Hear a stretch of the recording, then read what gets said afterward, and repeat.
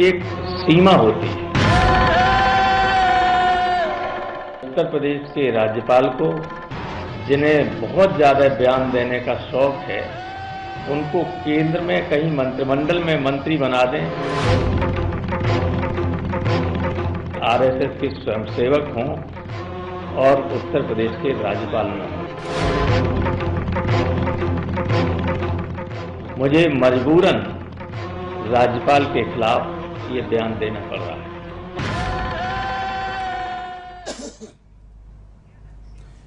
नमस्कार, prime debate में आप सभी का बहुत बहुत स्वागत है। मैं ब्रजेश मिश्रा हूं। प्राइम डिबेट में हम उत्तर प्रदेश के सबसे बड़े मुद्दे की चर्चा करते हैं और आज उत्तर प्रदेश में सबसे बड़ा मुद्दा बन गए हैं राम गोपाल यादव। राम गोपाल ने आज लखनऊ में प्रेस कॉन्फ्रेंस करके राजभवन पर सीधा हमला बोला और गवर्नर को आरएसएस का एजेंट करार दे दिया। राम गोपाल यही नहीं रुके और उन्होंने गवर्नर की मानसिकता और गवर्नर ऑफिस के कार्यशैली पर भी सवाल उठाया और ये कहा कि मुख्यमंत्री और राज्यपाल के बीच होने वाली मुलाकात अगर मीडिया में लीक हो रही है, इसके लिए कौन जिम्मेदार है, और गवर्नर ऑफिस पर सीधा उंगली उठा दी है। सामान्य तौर पर जब भी ये एक परंपरा रही है समाजवादी पार्टी की पिछले 2 सालों से कि जब भी गवर्नर पर अटैक करना होता है, विशेष तौर पर राम गोपाल यादव दिल्ली से लखनऊ बुलाए जाते हैं, एक संक्षिप्त मीटिंग होती है, उसके फौरन बाद मीडिया में प्रेस कॉन्फ्रेंस करके राम गोपाल सीधा हमला करते हैं गवर्नर राम नाईक पे। इस बार राजभवन बनाम सरकार फिर से जंग छिड़ गई है। वजह दरअसल 2-3 है। राम गोपाल यादव ने आज 2-3 मसलों पर बहुत गंभीर मुद्दे उठाए। पहला मुद्दा उन्होंने ये उठाया कि मुख्यमंत्री और गवर्नर के बीच होने वाली बातें लीक क्यों होती हैं, गवर्नर की कार्यशैली सवालों के घेरे में है। दूसरा प्रश्न उन्होंने उठाया कि जिस तरह से गवर्नर ने लॉ एंड ऑर्डर को लेकर बयान दिया है, उस पर भी उन्होंने उंगली उठाई है। और कमोबेश इसके पीछे 5 वो नाम जो एमएलसी के नामांकन के लिए राजभवन में फंसे हुए हैं, उसकी टीस समाजवादी पार्टी को हमेशा सालती रही है और शायद यही वजह है कि जब भी मौका लगता है समाजवादी पार्टी हमला करने में गवर्नर पर कोई चूकती नहीं। लेकिन यूपी के गवर्नर राम नाईक बहुत पॉलिटिकल है और वो इस तरह के आरोपों की कोई शायद परवाह नहीं करते। इसलिए आजम खान से शुरू हुआ सिलसिला, अंबिका चौधरी से शुरू हुआ सिलसिला, राम गोपाल यादव के आरोप, इन सब की शायद गवर्नर ऑफिस अब परवाह नहीं करता है। हालांकि जो मर्यादा रही है गवर्नर दफ्तर की वो बहुत बड़ी रही है, लेकिन पिछले दिनों जिस तरह से इसका राजनीतिकरण हुआ है तो गवर्नर ऑफिस की भी मर्यादा कहीं न कहीं तार तार हो रही है, कम हो रही है। मेरे साथ आज इस विषय पर खास चर्चा के लिए 4 विशेष मेहमान स्टूडियो में मौजूद हैं, जिसमें भारतीय जनता पार्टी के उत्तर प्रदेश के बहुत फायर ब्रांड प्रवक्ता आईपी सिंह मेरे साथ, समाजवादी पार्टी के वरिष्ठ नेता मोहम्मद साहिद मेरे साथ मौजूद हैं, राम गोपाल यादव के पक्ष रखेंगे आज स्टूडियो में। मेरे साथ उत्तर प्रदेश में राष्ट्रीय लोकदल के अध्यक्ष मुन्ना सिंह चौहान और वरिष्ठ पत्रकार, टेलीविजन विश्लेषक और पॉलिटिकल एक्सपर्ट हेमंत तिवारी। बहुत स्वागत है आप सभी का। हेमंत, सबसे पहले तो मैं आपसे आज स्टार्ट करता हूं, आज थोड़ा क्रम तोड़ेंगे बातचीत में। हेमंत, आप मुझे बताओ कि विशेष तौर पर राम गोपाल को बुलाकर गवर्नर पर अटैक कराने का मकसद क्या है और इसके निहितार्थ क्या है? देखिए, अगर राम गोपाल से ही कुछ बुलवाना था तो दिल्ली से ही बोल सकते थे, महत्व उतना ही होता। लेकिन हमको लगता है कि समाजवादी पार्टी में आज कुछ गहन मंथन और कोर फैमिली की कोर कमेटी की बैठक थी, इसलिए आए थे। मौका थोड़ा ऐसा बन गया, राज्यपाल का एक बयान जो कल उन्होंने उरई में दिया, जालौन में, जिसमें लॉ एंड ऑर्डर पर टिप्पणी थी। टिप्पणी एग्जैक्टली क्या थी वो राज्यपाल भी शायद ध्वस्त शब्द, जो कानून व्यवस्था ध्वस्त शब्द से इनकार कर रहे हैं, ऑफिशियली नहीं किया है, लेकिन राजभवन कर रहा है कि ऐसा शब्द उन्होंने नहीं बोला था। लेकिन एक अवसर मिल गया।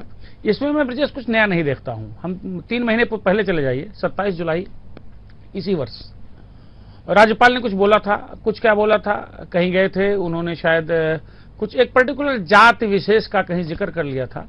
तो शायद राम गोपाल यादव ने जो उस वक्त प्रतिक्रिया व्यक्त की थी, भाषा में, कंटेंट में, तेवर में आज के बयान से कतई कम नहीं था। हाँ, एक फर्क था, उस वक्त उन्होंने कहा कि अगर इनकी इतनी ज्यादा राजनीतिक हस्तक्षेप की प्रवृत्ति है तो इनको उत्तर प्रदेश के अगले चुनाव में मुख्यमंत्री पद का उम्मीदवार बना देना चाहिए। और आज उन्होंने कहा कि नहीं, ये जिस तरीके से दखल दे रहे हैं, यूपी के गृहमंत्री बना देना चाहिए। इन्होंने स्पष्ट नहीं किया कि यूपी के। अच्छा, क्या हेमंत बहुत ज्यादा पॉलिटिकल है यूपी के राज्यपाल?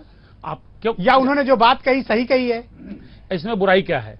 जिस व्यक्ति ने 6 दशक तक राजनीति की हो, इतनी बार विधानसभा में रहे हों, लोकसभा में रहे हों और मंत्री रहे हों, कानपुर में दंगा हुआ नहीं रोक पाए, कन्नौज में नहीं रोक पाए, फतेहपुर में नहीं रोक पाए, तो सवाल यह है कि राज्यपाल का काम क्या है? सवाल उठाना। उन्होंने उठाया। आप राज्यपाल का मुंह नहीं मोहम्मद साहिद, अगर घटनाएं हो रही हैं, 1 मिनट, मोहम्मद साहिद, अगर घटनाएं हो रही हैं, मुझे आप जवाब दीजिए कि फतेहपुर, कानपुर और कन्नौज में आपकी पुलिस क्यों नाकाम रही? और अगर गवर्नर इस पे बोलते हैं तो आपके नेताओं के पेट में दर्द क्यों होता है? आप एक्सेप्ट करिए जो सच है ना। ब्रजेश भाई, आपने इससे पहले भी महामहिम राज्यपाल पे एक बार चर्चा रखी थी, इत्तेफाक से मुझे भी खुशखुशी थी मेरी कि मैं उसमें शामिल था उस चर्चा में। और महामहिम राज्यपाल की गरिमा और महामहिम राज्यपाल जो संवैधानिक एक पद है, उसकी गरिमा जिस तरह से गिराने का प्रयास उत्तर प्रदेश के राज्यपाल ने किया है, ये निहायत अफसोसनाक है।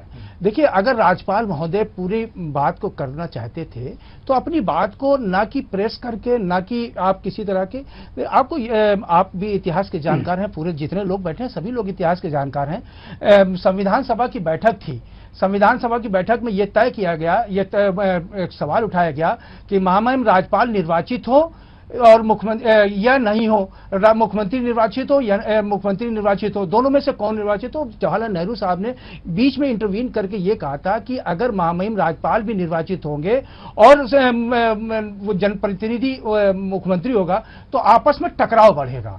तो उस टकराव को टालने के लिए यह हुआ कि मुख्यमंत्री जो है संवैधानिक वो जनप्रतिनिधियों का सर्वोच्च प्रतिनिधि है, उसकी बात को मानना चाहिए।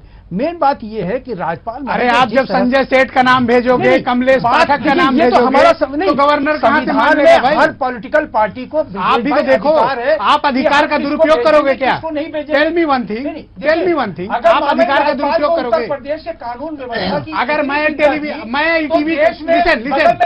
लिसन मोहम्मद साहिब, 1 मिनट, मैं ईटीवी का एडिटर हूं। अगर मैं अपने अधिकार का दुरुपयोग करता हूं तो मुझ पर भी अकाउंटेबिलिटी फिक्स होनी चाहिए। और